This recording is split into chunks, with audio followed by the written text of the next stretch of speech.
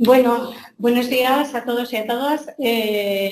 Vamos a comenzar una pequeña alteración en el programa. Vamos a intervenir Javier Bombona y yo, María Ángeles Pascual, y luego ya intervendrá Yolanda Márquez y su grupo. ¿De acuerdo? Javier tiene un poquito de prisa luego por marchar a otro evento y tenemos que hacer este cambio. Bien, nuestra presentación va también sobre la inteligencia artificial, es el monográfico de este seminario, ¿verdad? Lleva por título Perspectivas ante una nueva era educativa, inteligencia artificial, inclusión e innovación. Va a intervenir en primer lugar Javier Bombona y luego ya hago yo una pequeña intervención muy pequeña sobre un proyecto que hemos iniciado durante este curso 24-25 en relación a la incorporación en la docencia universitaria de la inteligencia artificial. Bien, cuando quieras, Javier. Muchas gracias. Gracias a todas las personas que estamos aquí. Y va a contar algunas ideas sobre inteligencia artificial, continuando, si cabe, con el planteamiento que hacía ayer, ¿no? Y si esto funciona, sí funciona. El breve índice sobre los temas que vamos a tocar habla de los algoritmos educativos, la robótica en conjunción con la inteligencia artificial, los límites de la inteligencia artificial y el proyecto de la inteligencia artificial como aliada metodológica en la docencia universitaria. Hago de nuevo referencia al origen de los datos que vamos a comentar, que parten de una publicación que va a salir en ese momento, aparece el TOEIC ahí ya en Social Science, y que, bueno, profundiza en los desafíos y en las tendencias de la inteligencia artificial. En primer lugar, comentar que creo que las inteligencias artificiales, en plural, como decía ayer, no son herramientas, son mucho más que herramientas, son como casi pseudopersonas que tenemos ahí y que nos van a acompañar en el proceso vital cada vez más. Son tecnologías muy dinámicas, son tecnologías que están aprendiendo, que están adquiriendo información de forma voluntaria a base de los likes, de los feedback que damos, o de forma involuntaria a base de recoger datos de muchas fuentes, como pueden ser sensores de temperatura, de luz, la historia, etcétera, etcétera, otras páginas web, y que configuran todo ese intrincado red de deep learning, de aprendizaje, que trabajan de una forma, yo creo, cada vez más precisa y que trabajan de forma interdisciplinar, ¿no? Y sin saber qué nos va a pasar, no tenemos esa evaluación sistemática del impacto y estamos imaginando posibilidades, pero creo que no tenemos claro qué va a pasar a medio o largo plazo. Detrás de las inteligencias artificiales hay empresas, hay grandes corporaciones que lo que buscan es o dinero, o poder, o influencia, sobre todo en Occidente. Hablábamos ayer de Estados Unidos como el referente en la inteligencia artificial, pero queda esa otra contraparte que es la China, ¿no? Son chinos, que en vez de estar las grandes empresas está todo un estado detrás. Y luego, como yo digo, estamos nosotros, los latinos, ¿no? Que ni somos de un lado ni de otro, que nos gusta la música, que nos gusta la comida, el humor, que tenemos algo que no tienen, yo creo, los occidentales del norte, los chinos, que es la picaresca, ¿no? Y eso me da idea de que igual con eso rompemos la IA, ¿no? ¡Presentar!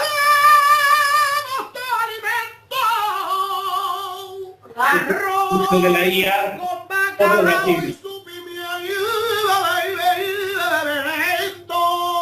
que Dios os bendiga. Salud y libertad.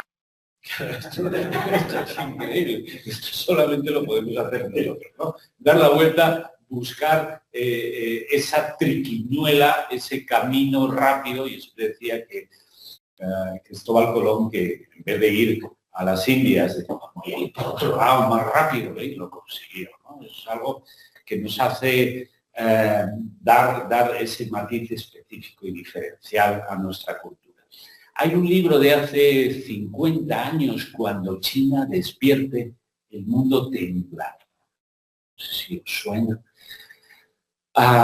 Pero ese libro de 1974 de un francés creo que tiene un impacto y una predicción de lo que nos está pasando ahora. Pongo la imagen de este señor,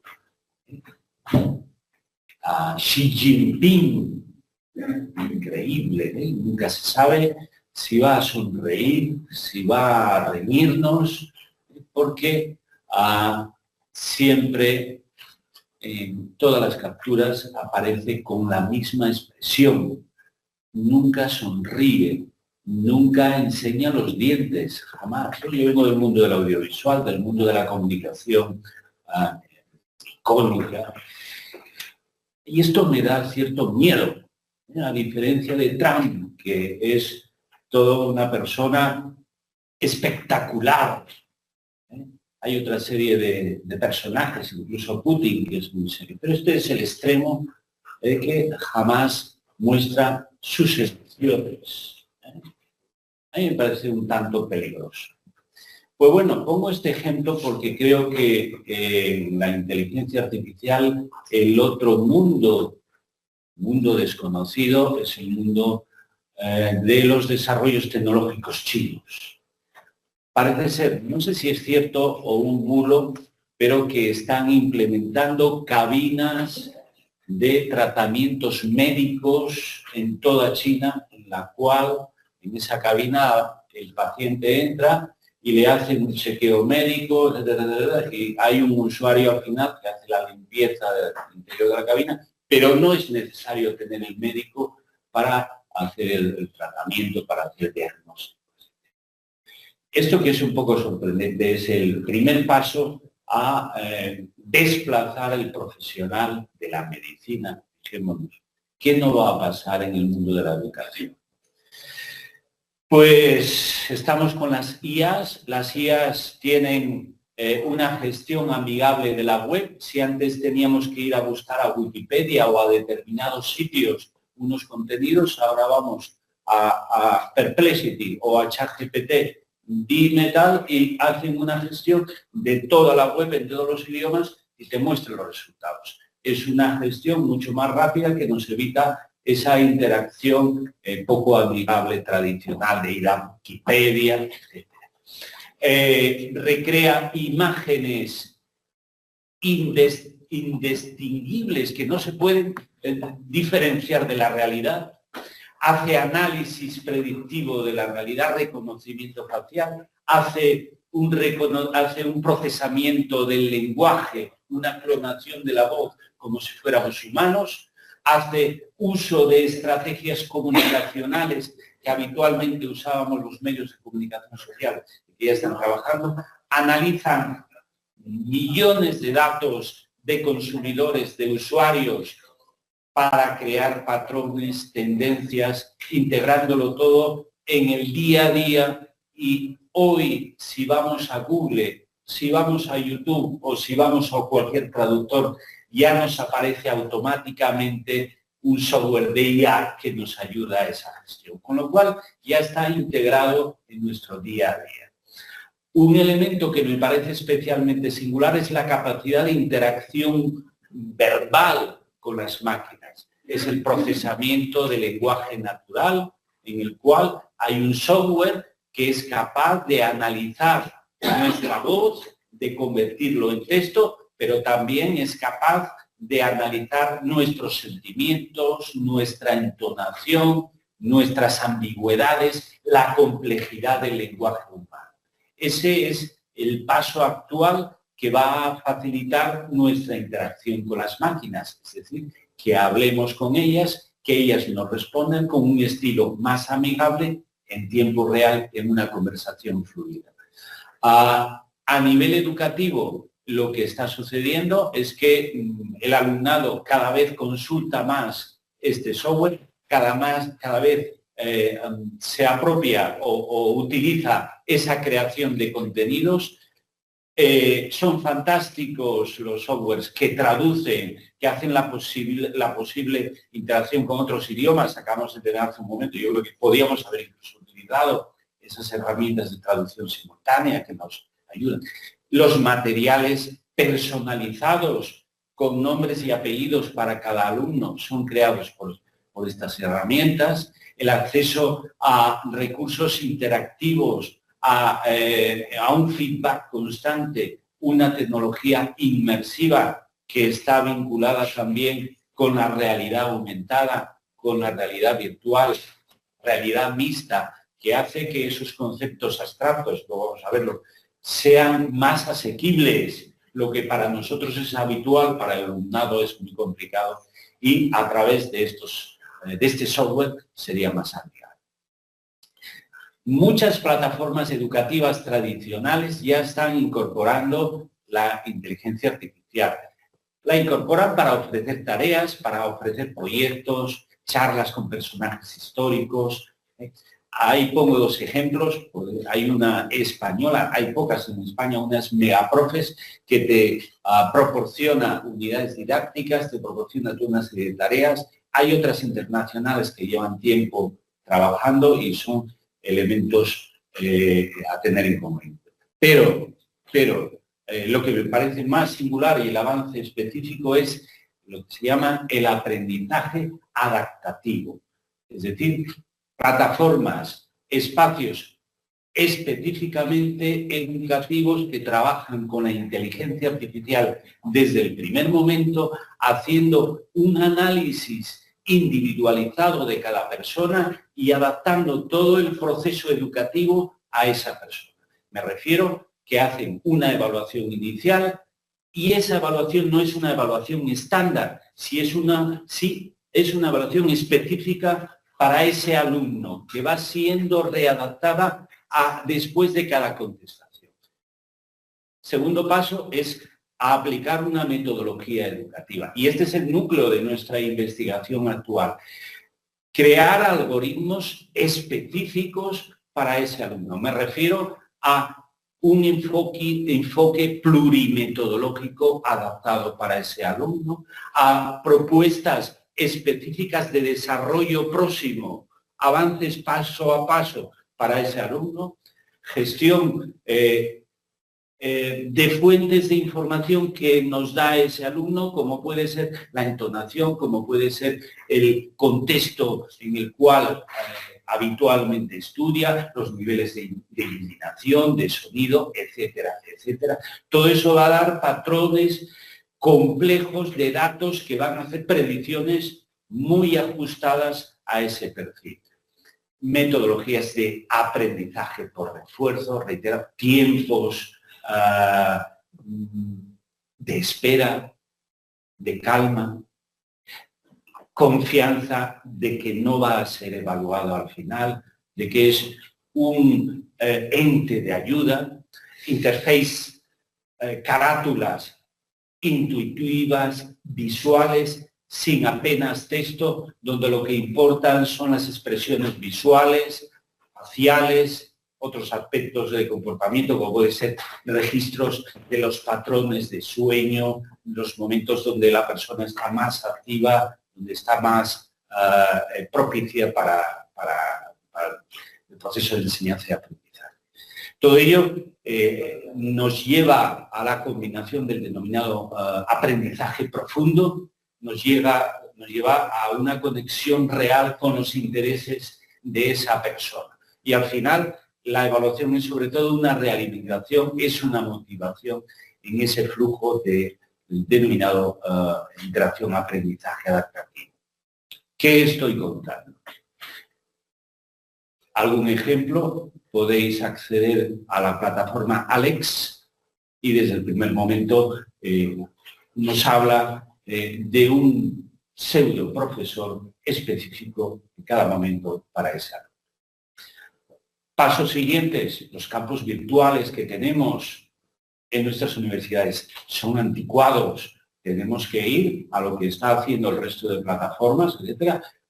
Espacios personalizados, no espacios para todo el alumnado, ¿no? Donde se optimicen los recursos para esa persona, donde exista una seguridad de interacción con ese estudiante, donde exista una interacción y un feedback en tiempo real y una administración de datos. Hasta ahí llegamos con la inteligencia artificial, pero el pasito siguiente es la conexión con la robótica, conexión con el hardware. Y en otros entornos, en entornos industriales, se hace sistemáticamente. Por ejemplo, tareas repetitivas, mecánicas, espacios peligrosos, donde la persona tiene complicado el trabajo, pues lo realiza la máquina. Vehículos autónomos, robotizados, muchas excepciones, la medicina, cirugía robótica, operaciones, orientaciones médicas, que complementan, que ayudan, incluso en ocasiones que superan las limitaciones del médico, servicios de seguridad, industrias militares. No nos olvidemos que el inicio de toda esta dinámica suelen ser los avances militares, donde hay gran inversión de dinero. El entretenimiento, los juegos. Nuestros alumnos lo que quieren es pasarlo bien, divertirse. Y la asistencia personal, otro elemento fundamental que poco hablamos. Cuando conectamos robótica e inteligencia artificial, no significa que el robot va a hacer tareas que le resulta difícil hacer a la persona. Tareas repetitivas, tareas que habitualmente, mecánicas, que habitualmente puede realizar una máquina, sino va más allá, va a un acompañamiento, a una comprensión de esa interacción. En el ámbito educativo permite considerar conceptos complejos, ver causas, efectos, hacer simulaciones y pasamos de una transmisión de la información centrada en el texto a una comunicación más visual, más gráfica, donde el intercambio de datos sea más amplio, sea más contextual.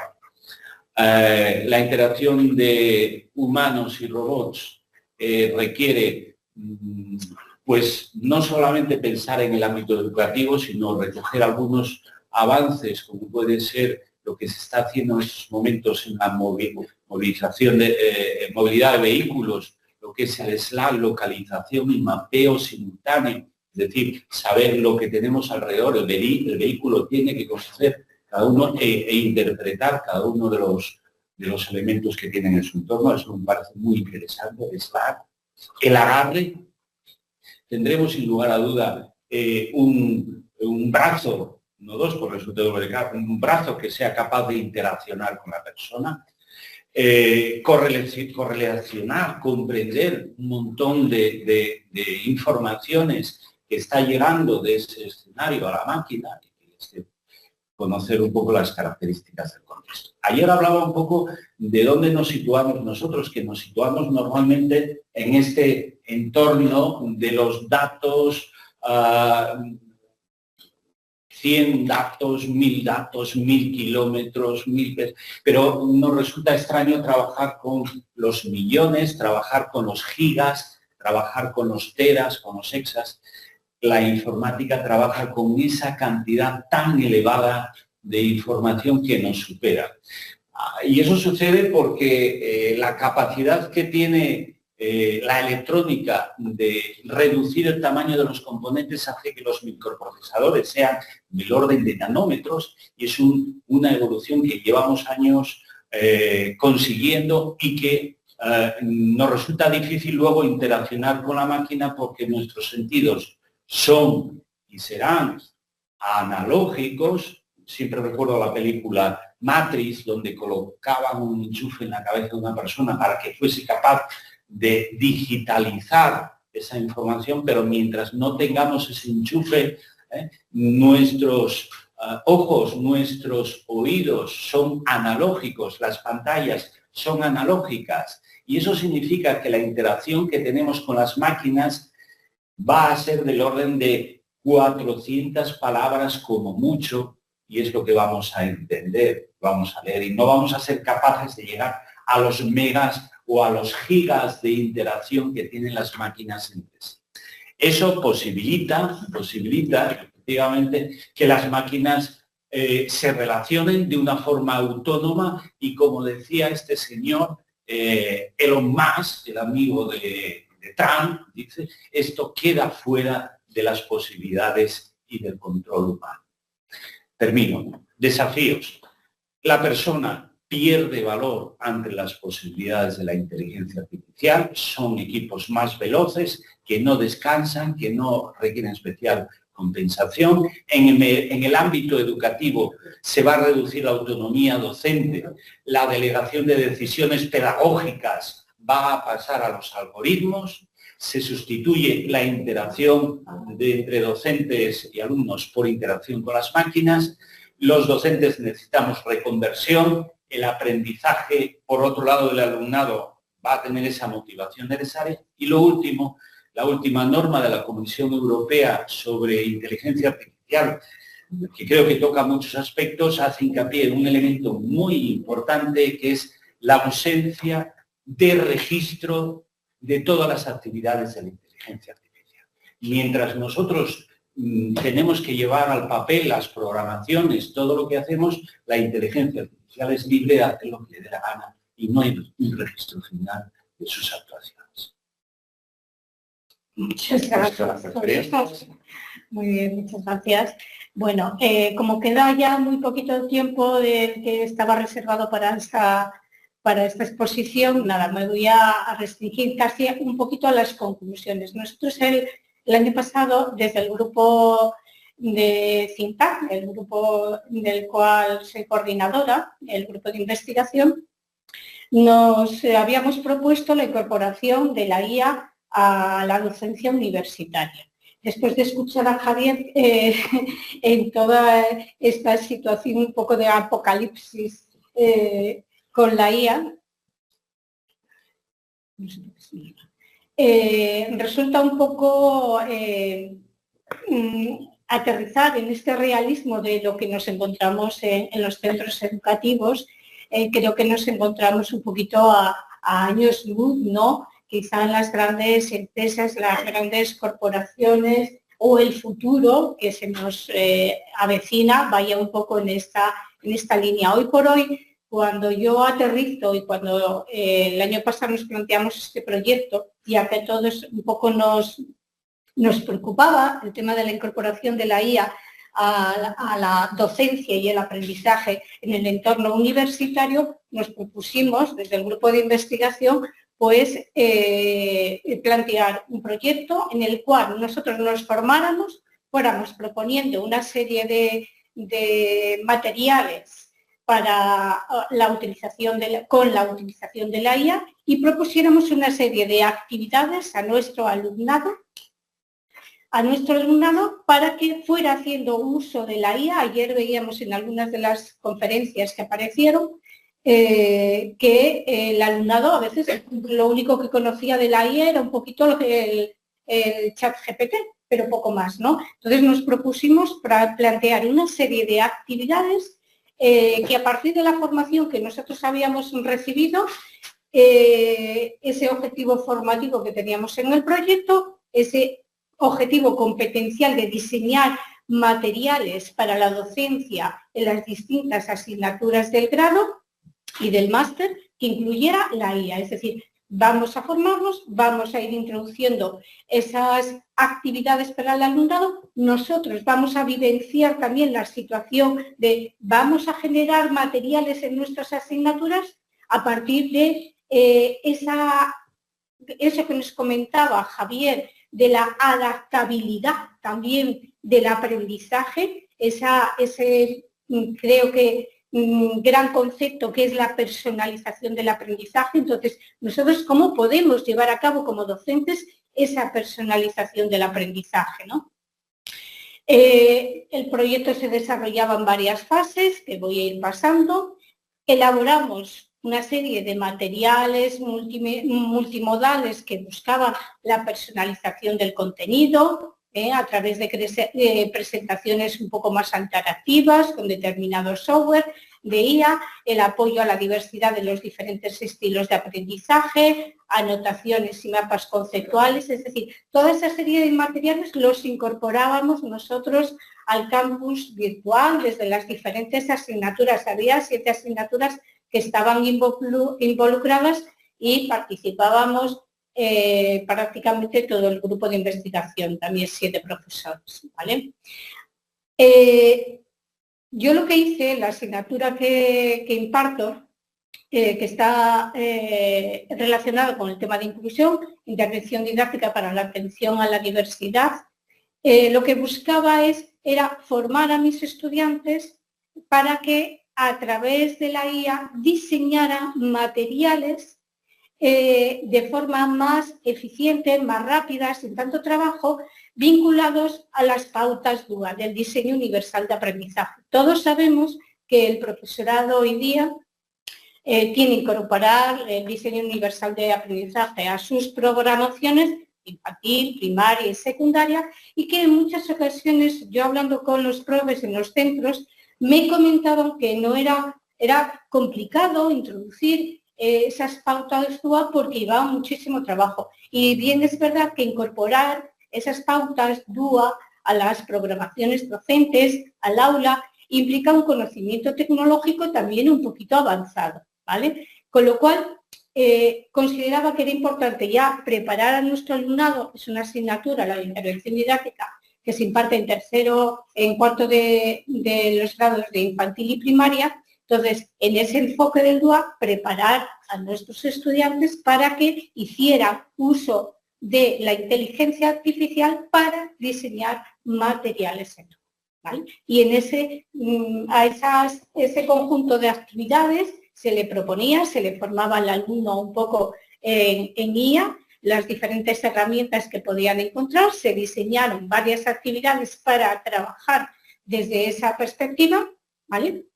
Y una vez que ellos ya habían, bueno, pues realizado algunas actividades, se dedicaron como unas 8 sesiones donde tenían que adaptar, generar imágenes, crear versiones de texto en audio, y se les proporcionaba la IA que podían utilizar para ello, ¿vale? Bien, al final se le preguntaba al alumnado, bien, una vez que habéis trabajado con estas herramientas que ya las conocéis, porque partíamos cuando se les preguntaba, ¿qué IAs conocéis? ¿Habéis utilizado alguna? Siempre me decían lo mismo, ChatGPT y para hacer alguna consulta, ¿vale? Pero muy poco, ¿no? Les preguntamos, bien, ahora que ya conocéis más IAs, ¿me podéis responder a estas 3 preguntas, por favor? ¿Qué ventajas habéis percibido de la IA en el diseño inclusivo de vuestras programaciones, de esas tareas que yo os he pedido? ¿Qué perspectivas de futuro en el uso de la IA, una vez que la hayáis utilizado y las habéis aplicado para el diseño de materiales? ¿Qué uso futuro haríais vosotros de la IA cuando seáis docentes? ¿Y qué limitaciones y retos le habéis encontrado? He aglutinado todas esas respuestas que eran de carácter cualitativo, las hemos agrupado y ellos consideran que las ventajas que percibían para ese diseño inclusivo iba en torno al apoyo al aprendizaje, la veían como, bueno, pues con una gran utilidad para ese apoyo al aprendizaje, que habían visto que les ahorraba tiempo, que las veían eficaces, que proporcionaban exactamente ayudas en tiempo a la accesibilidad, ¿vale? Que muchos alumnos podrían tener problemas de accesibilidad a determinados materiales y con estas herramientas que habían visto, lo que habían llegado a la conclusión de que les facilitaba esa accesibilidad y que les permitía esa personalización de los materiales para el alumnado. Con lo cual estábamos ya trabajando un poquito en lo que es ese gran objetivo, que es la personalización del aprendizaje, sin esas plataformas robustas que permiten unos análisis y una personalización más automatizada. Digamos que ellos ya veían esa personalización, es decir, ya formamos a nuestros docentes futuros docentes de primaria y de infantil en torno a ese aspecto tan importante que es la personalización.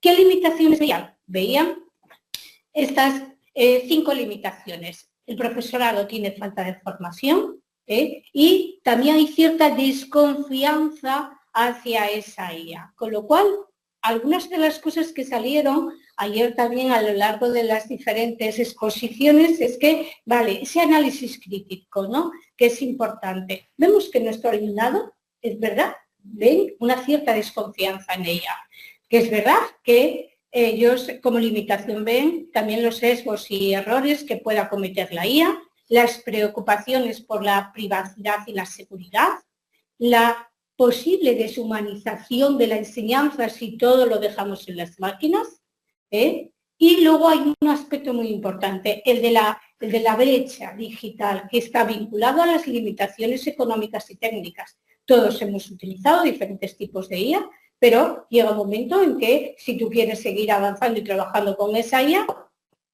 pasas por caja. Con lo cual eso es una limitación. No todas las personas pueden llegar.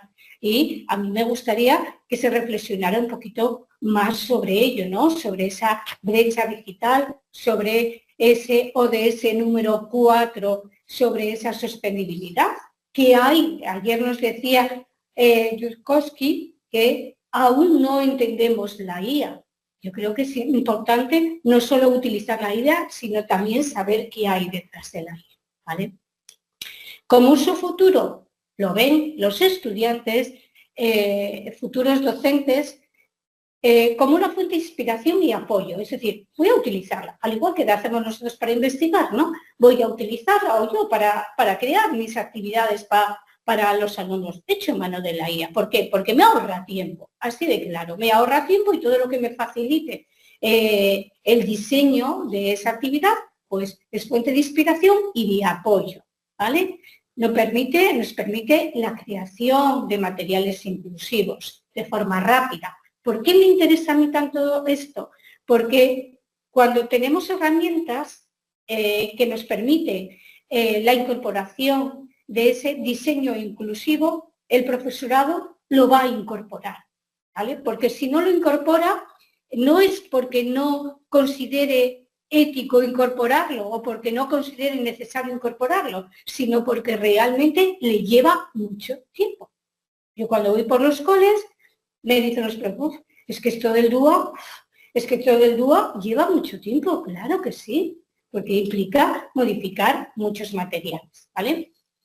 Nos ayuda a estructuración de trabajos y proyectos, y también permite, decían ellos, el fomento de la autonomía y la participación del alumnado en las actividades del aula, porque, se fue. Solo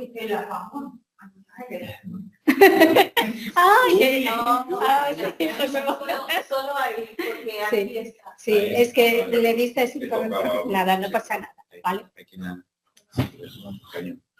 Vuelva a darle al cañón, por favor. Sí, ahí. Sí, ya está. Bien. Por lo tanto, fomenta la autonomía y la participación en el alumnado. Ellos ya eran capaces, simplemente con haber hecho algunas sesiones de trabajo con IA, ellos ya eran capaces de ver qué aplicaciones, qué potencialidades tenían en el aula, ¿vale? Conclusiones fundamentales, la importancia de ese aprendizaje personalizado. Tenemos que ir tendiendo hacia ello y espero que las plataformas un poco rudimentarias que a veces tenemos en las universidades, ayer me encantó la exposición de Ángel, ¿no?, del uso del Moodle para la personalización. Tenemos que formarnos también los docentes para ir implementando estas herramientas al final, ¿no?, para poder hacer análisis más personalizados de nuestros estudiantes, de manera que al final, bueno, pues podamos ir personalizando esa formación que nosotros podemos dar. Todo ello nos lleva muchísimo tiempo. Implementar cualquier pequeño proyecto de innovación en la docencia universitaria es algo bastante costoso, ¿vale? También un recuerdo, porque también lo veían ellos, a las limitaciones éticas, económicas y técnicas, ¿vale? A todo ello. Por lo tanto, también el compromiso de las universidades, ese compromiso también con esta IA, de manera que se incorporen a la formación, se incorporen también a las plataformas tecnológicas con las que trabajamos, se incorporen esta IA también de forma automática, que no tengamos que pasar por caja para poder hacer uso de ella, ¿vale? Bueno, pues esto eran un poquito las ideas y también ojalá nos diera tiempo, ¿no?, para poner el foco de atención sobre muchas de las cosas que se dijeron ayer, ¿no?, de la importancia de un análisis crítico, de la personalización del aprendizaje, de convertir los sistemas en sistemas más flexibles. Todo ello nos puede aportar un poco de luz y claridad. Muchas gracias.